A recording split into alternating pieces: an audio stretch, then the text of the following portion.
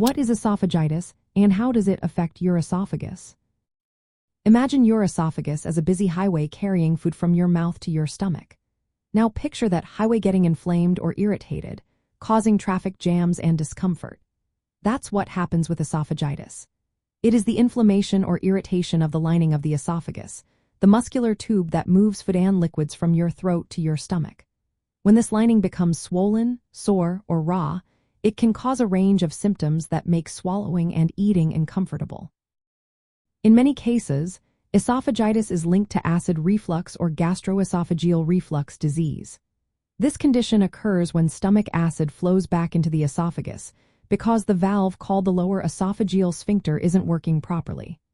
Normally, this valve keeps stomach contents from moving upward, but if it relaxes too often or weakens, acid can escape and irritate the esophageal lining. This repeated acid exposure leads to what's called reflux esophagitis, the most common form of esophagitis related to acid reflux and GERD. The inflammation damages the tissue lining the esophagus, which can cause a burning sensation behind the breastbone, often called heartburn.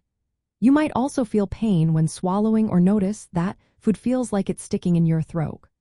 Over time, continuous acid irritation can cause erosions or small ulcers in the esophagus. If left untreated, these ulcers can lead to scarring and narrowing of the esophagus, making swallowing even harder. Certain habits can increase the risk of developing esophagitis from acid reflux. Lying down right after eating, being overweight, smoking, and drinking alcohol all contribute to higher chances of irritation. Some medications can also worsen the condition if taken without enough water or while lying down. Besides acid reflux, esophagitis can also happen due to infections, especially in people with weakened immune systems or from allergic reactions causing eosinophilic esophagitis. However, in cases related to GERD, acid is usually the main culprit. Managing esophagitis caused by acid reflux involves reducing acid exposure. Lifestyle changes like avoiding large meals before bedtime, losing weight, quitting smoking, and limiting alcohol can help.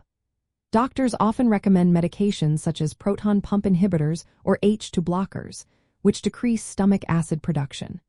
These medicines give the esophagus a chance to heal and help reduce symptoms like heartburn and difficulty swallowing. In summary, esophagitis is an inflammation of the esophagus lining that often results from stomach acid irritating the esophagus in cases of acid reflux and GERD. It can cause discomfort, pain, and tissue damage if not treated. Taking steps to control acid reflux is essential to prevent and manage esophagitis effectively.